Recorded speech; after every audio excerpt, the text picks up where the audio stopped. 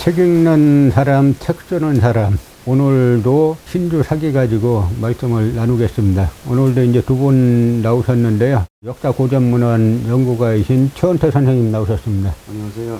자, 그리고 김명옥 박사님 나오셨습니다. 안녕하세요. 오늘은 사기를 저희가 읽으면서 가장 근본적으로 느꼈던 의문에 대해서 한번 말씀을 드리려고 하는데요. 바로 이제 동유족과 하화족의 문제입니다.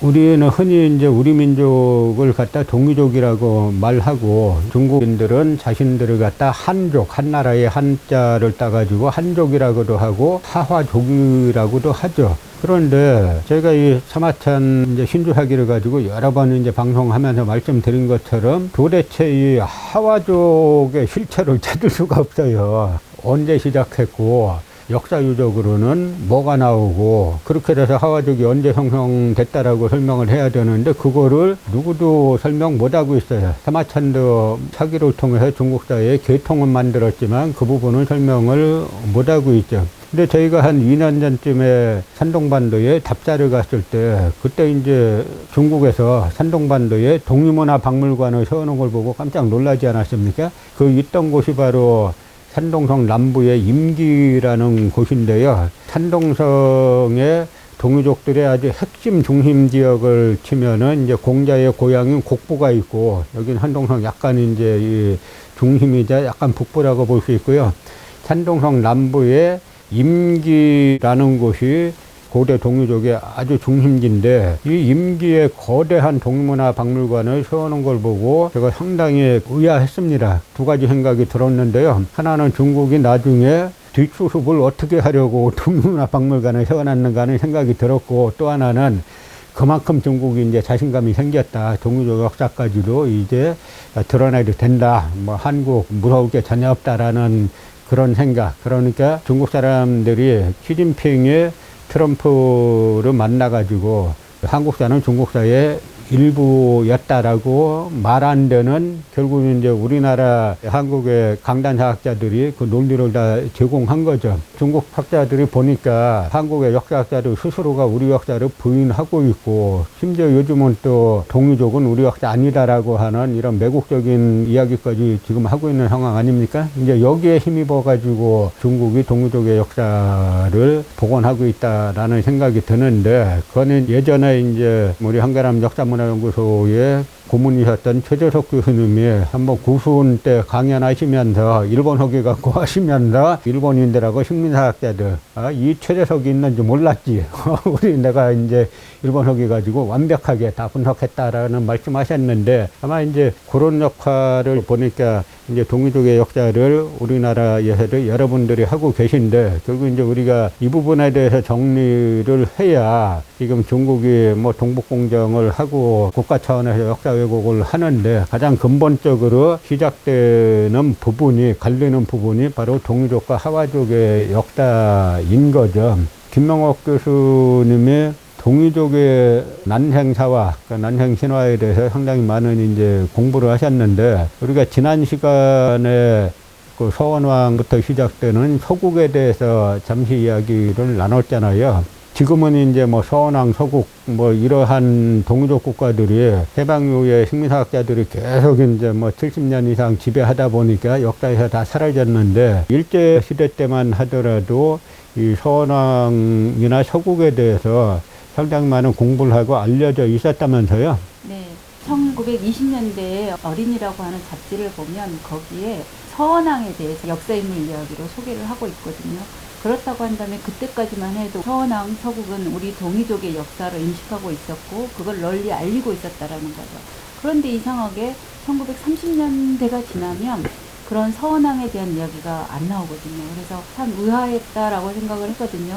네, 그거에 대해서 좀 설명을 해주시면 어떨까요? 그 1930년대라는 시기는 아주 동아시아에서 대단히 중요한 시기예요. 뭐냐면 그때만 하더라도 일본이 대한제국은 점령을 했는데 이 당시 이걸 더 팽창해야 된다라고 하는 군부 세력과 그 군부에서는 만주까지 점령해야 된다라고 하는 흐름이 있었고, 그 일본 도쿄의 정치 지도자들은 군부가 저렇게 이제 만주까지 침략하게 되면은 그다음에 걷잡을 수 없다라고 해서 약간 제어하려고 하는 흐름이 있었습니다. 그러다가 1931년 9월 18일 날 중국에서는 9.18 해변이라고 부르고 흔히 저희는 그동안 만주사변이라고 이제 불렸던 사건인데요. 그러니까 일본 관동군이 철로로 끊어놓고 그다음에 중국에 했다라고 해가지고 전면적으로 중국 만주를 점령하는 만주사변이 일어나죠. 만주사변을 일으킨 사람들은 사실은 이타카키라는 관동군 대자하고 이시하라 간지라는 관동군 중자예요. 그러니까 지금의 우리 계급으로 치면 대령과 중령급인데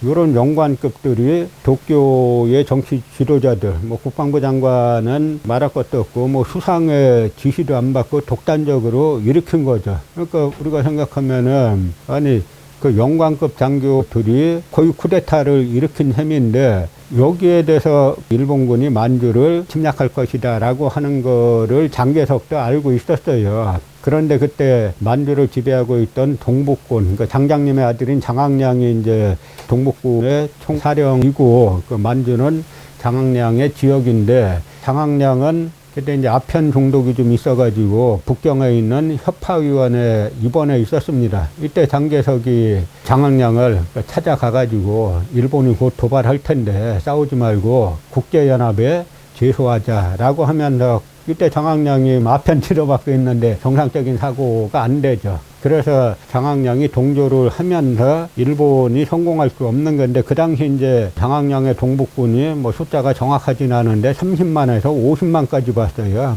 그래서 30만에서 50만 되는 동북군이 격렬하게 저항했으면은 일본이 만주 자체를 차지하기 힘들 텐데 저항 안 하다 보니까 만주를 그냥 무혈입성한 거죠. 그러니까 이 사건을 계기로 일본이 급격히 군국주의화로 갑니다. 그 다음에는 군부가 하는 거에 대해서 일체 아무도 일본 언론도 제동을 못 걸게 되죠. 그러면서 군국주의화가 진행이 되고 우리 내부적으로는 어떻게 되냐면 1930년대에 자발적인 전향자가 많이 나와요. 일본이 워낙 이제 만주까지 점령하고 잘 나가니까 일본은 꺾을 수 없다라고 해가지고 자발적인 전향자가 많이 나오는데 그러면서 분위기 자체가 일본 군국주의가 점차 이제 일반 사회 각 분야에 깊숙한 영향을 미치면서 서원왕같이 우리가 이제 뭐 동족이다라고 하는 그런 이야기도 묻힌 것이 아닌가 뭐 그런 생각이 들죠. 그러니까 뭐 이에이치카가 역사를 뭐 현대와 고대와의 뭐 옛날과의 대화다라는 이제 그런 취지의 이야기를 했는데요. 우리가 고대사를 보더라도 반드시 현대사를 같이 봐야 됩니다. 같이 봐야 이제 이해를 할 수 있는 거죠. 너무 이제 현대사까지 왔는데 최원태 선생님은 사기를 비롯해서 그 한중 삼국사를 많이 공부하셨잖아요. 이때 하와족을 한번 뭐 어떻게 찾아봤다거나 그 실체를 연구해봤다거나 뭐 그러한 연구를 하신 적이 있으신가요? 특별히 한 건 없고 이제 책을 읽다 보니까 중국에서는 화하족 그러니까 중원 또는 나중에 한족이라고 그렇게 해서 이제 어떤 그들만의 중심 사관을 이제 갖게 돼요. 이제 사마자민 사학을 쓸 때 보면은 그래서 화하족이라는 것은 화하라는 건 뭐냐면은 화산이라고 있어요. 중국에 보면은 하남성 그러니까 황하강 남쪽에 화산이 있고 하나라가 있잖아요. 우리가 일반적으로 하나라는 지금 하남선 중부 지역인 이 황하강 유역에 하나라가 있다 그래가지고 그 중원을 얘기하는 거예요. 중원 지금 그러니까 이 낙양을 중심으로 한 그 주변 거기를 중원이라 그러면서 거기 이 종족도를 화족이다 그렇게 한 거고요. 이제 한족이라는 개념은 나중에 이제 우리가 아시겠지만은 초나라하고 한나라하고 전쟁 초한 전쟁 때 항우가 이제 그 이 유방을 갖다가 한중 그러니까 한수 북쪽 그러니까 즉 진령산맥 밑에다가 한나라 왕으로 봉합니다. 그때부터 한나라는 시작된 거예요. 기원전 206년부터 시작된 겁니다. 그러니까 이제 그때부터 이제 한족, 중원, 화족 그런 어떤 중국의 가운데 있다 그런 개념을 가지고 보고 그 외에는 나머지는 동쪽은 동이, 북쪽은 북적, 서쪽은 서융, 남쪽은 남만 이제 그런 식으로 불리게 된 거죠. 이제 그러니까 실질적으로는 뭐 원래는 이 동이족이 이 강역이 어디에 있냐면은 지금 강소성 중국, 산동성, 하북성 다 거기를 이 동이족으로 본 거예요. 그러니까 우리가 뭐 옛날 역사책을 보면은 우리 이 동이족의 그 영역, 강역 할 때, 그러니까 아까 말씀하셨듯이 서원왕 그쪽도 회의라고 그러는데 이 회수고 내의, 산동성에 내의가 있고 이제 그런 식으로 이 동이족이 분포되어 있는 것입니다. 그래서 제가 이제 중국 고대사, 중국 사람들이 쓴 책이죠. 그 책들을 쭉 보면서 이런 관점을 가지고 이 사람들이 이 하와족이 언제 어떻게 형성됐다고 쓰는지를 이렇게 쭉 봤는데 누구도 그 쓴 게 없어요. 다 두루뭉실 넘어갑니다. 하와족이 언제 시작하는 건지 두루뭉실 넘어가는데 요즘 애들은 또 이런 설명을 해요. 중국에 하족이 있었고 화족이 있었는데 그 하족, 화족이 있었는데 이 둘이가 합쳐가지고 하와족이 됐다 그러는데 그 소리 성립하려면 하족이 언제 어떻게 성립됐고 그다음에 화족이 언제 어떻게 성립돼가지고 둘이가 언제 어떻게 합쳐서 하와족이 됐다라고 말해야 되는데 화족이 언제 성립되고 화족이 언제 성립됐는지는 말을 또 안 해요. 그러니까 결국은 중국 사람들의 입장에 들어가서 보면 이 사람들이 그 하와족의 민족사를 만들기가 사마천만큼 그러니까 대단히 어렵다라는 이야기죠. 그래서 우리만 이제 바로 서면은 동아시아 역사 바로 서는 건 별로 이제 어렵지 않은 건데요. 흔히들이 이제 하족을 하나라에서 하자를 따고 이제 화는 삼서성에 있는 화산에서 화자를 따가지고 뭐 하와족이라고 한다라고 하는데 하나라가 뭐 동족이라는 거는 하나라 시조인 우왕의 뜻에 이제 벌레라는 뜻도 있다는 데서도 제가 이제 몇 번 말씀을 드렸죠. 그런데 제가 동의문화박물관에 가서 설명을 보니까 결국은 동이족이 쭉 있는데 이 동이족이 주나라 때 이제 하와족으로 융합됐다 이제 이렇게 설명하고 있어요. 그러니까 결국은 이제 이 주나라의 성격이 하와족이어야 되는데 주나라에 대해서 또 똑부러지게 주나라를 구성한 그 전에 이제 최원 선생님 말씀하신 주족이 하와족이다라고는 또 말을 못하고 있어요. 이 주나라도 보면은 다 이제 동이족 국가인 거죠. 그런데 제가 중국 답사를 쭉 다니다가 그 낙양 부근에 갔더니 하락 문화라고 하는 그런 책들이 있어갖고 여러 권 사가지고 와서 이제 좀 검토를 해본 적이 있습니다. 해보니까 하락이란 데서 하락을 갖다가 거기 보니까 뭐라고 써놨냐면 그 천하지중, 천하의 중심이다라고 써놨는데 여기에서 바로 중국이란 개념이 여기에 나왔구나 라고 알 수가 있었는데요. 그게 뭐냐면 하락의 하는 황하란 뜻이고 락은 낙양이란 뜻인데요. 황하를 보면 우리가 황하가 이렇게 흐르다가 아래로 쭉 꺾여가지고 다시 이렇게 흘러가잖아요. 근데 아래로 꺾일 때 거기가 바로 낙양 북쪽을 거치는데 그 하자하고 그다음에 낙양의 낙자를 따가지고 하락이라 그러고 그 하락을 가지고 천하의 중심으로 봤다는 거죠. 여기에서 이제 거기가 바로 낙양이니까 낙양 부근을 갖다가 중국이라고 본 여기에서 결국 하와족의 개념이 탄생하지 않았는가라고 이제 생각을 하는 거고요.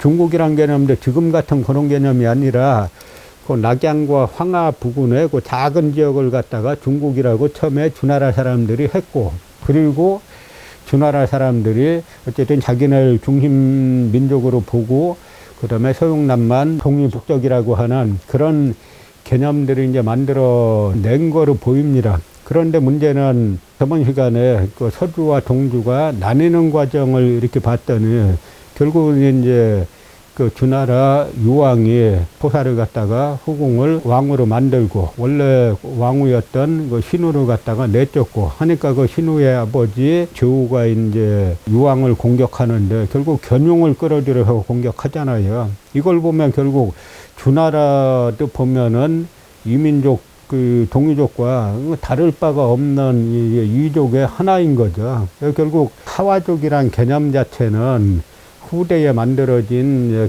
개념이라는 건데요. 근데 이 부분 저도 계속 사기로 공부하고 번역하면서 고민을 하는 부분인데 하와족이 언제 어떻게 시작해서 어떻게 흘러 지금까지 오는지 이 부분을 좀 우리가 신경 써가지고 공부를 해야 되겠다는 생각이 듭니다. 김목 교수님은 우리가 그 중국 답사 다니면서 그 양계초의 아들이 양사영 있잖아요. 네. 그 양사영이 말한 그 삼첩층 이론 있지 않습니까? 네네.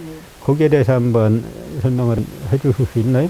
양사영이 말한 삼척지는 지금 대문고 문화 그쪽에 이게 분포되는 북신 문화, 그 다음에 용산 앙소 문화, 음. 앙소 문화 다음에 용산 문화, 용산 문화가 은나라로 상나라로 연결이 된다라고 이렇게 얘기를 했었거든요.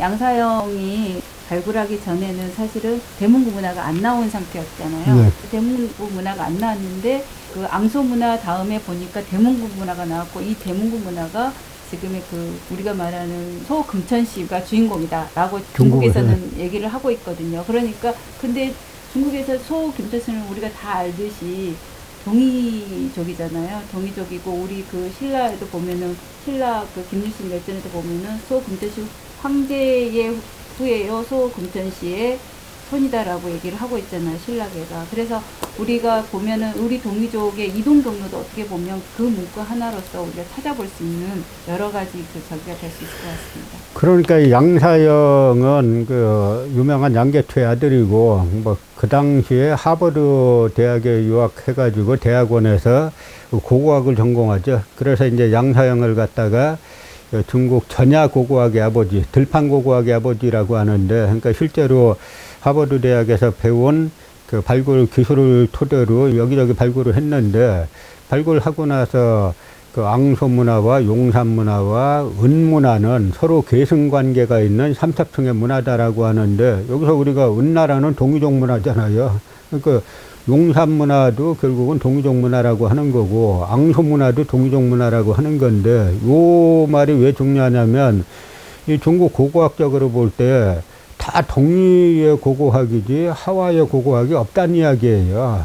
결국 이제 세계 4대 문명을 말할 때 중국 문명을 하나 말하는데, 중국 문명을 말할 때 핵심이 용산 문화인데, 그 용산 문화도 동이족 문화라는 거죠. 그러니까 결국 우리가 그 중국이 지금 와서는 이제 동이족을 부인할 수는 없다는 게 명백해지니까, 이제 동이 역사, 동이 문화를 이야기하면서 이거는 현재 한국과 관계없다, 이제 이렇게 중국에서 이제 정리를 해나가고 있는 거죠. 주나라 때 다 이제 그 하와족에 융합됐다라고 하는 건데요. 그거는 이제 그 역사를 왜곡한다는 게 이제 쉽지 않은 거고, 결국은 주나라 때 하와족으로 융합됐다라고 말하려면 주나라가 하와족 국가여야 되는데, 주나라도 이제 동이족 국가라는 겁니다. 문제는 이제 우리나라 학자들이 거기에 중국의 역사 왜곡에 호응해가지고 동이족은 우리하고 관계없다라고 말하고 있는데, 이게 상당히 그렇게 말하는 사람들을 이렇게 보면은 뭐 역사에 무지한 건 둘째치고, 무지하더라도 관점은 있어야 되는데 타인이 우리를 지배하기 위한 그런 관점으로 따라간다는 거죠. 멀리 갈 거 없이 삼국지를 보면은 삼국지에 오한선비 동이열전 있잖아요. 그 동이열전에 보면은 거기에 동이열전에서 진소가 서술한 나라들이 부여, 고구려, 뭐 예, 음노, 그다음에 삼한, 그다음에 왜까지 다 이 동이족으로 분류했는데, 그러면 그 사람들 말대로, 이 식민학자들 말대로 동이족 역사가 우리하고 관련 없으면 부여도 우리하고 관련 없고, 그다음에 고구려도 관련 없고, 삼한도 우리하고 관련 없으면, 그럼 한국 역사는 뭐 외계인이에요. 우주선 타고 와가지고 만들었다 한 이야기입니까? 그러니까 우리가 역사 하나를 보는데도 아주 대단히 중요한 것이 관점이다라는 것을 우리가 다시 확인할 수 있고요. 그렇다 그래서 우리가 관점만 가지고 없는 역사를 갖다가 어거지로 만들 수는 없는 건데, 제가 여러 번 누누이 말씀드리지만 우리는 역사 왜곡할 필요가 없습니다. 그 중국 자료에 다 있고 중국 유물에 다 있어요. 그래서 우리가 동이족이 그렇다 그래서 지금 산동반도에 있는 동이족 역사가 곧바로 우리의 조상의 역사다 이렇게 말할 수는 없는 거죠. 이것이 어떤 식의 흐름을 거쳐가지고 우리와 연결되는지, 학문의 디테일 연결, 이런 것들을 연구하는 것이 앞으로 우리를 비롯해서 이 사기를 공부하고, 그러니까 한중 상고사 고대사를 연구하는 분들의 과제가 아닐까 이렇게 생각을 합니다. 자, 오늘은 여기까지 그 말씀을 나누어 봤고요. 그 다음 시간에 다시 뵙겠습니다. 자, 수고하셨습니다.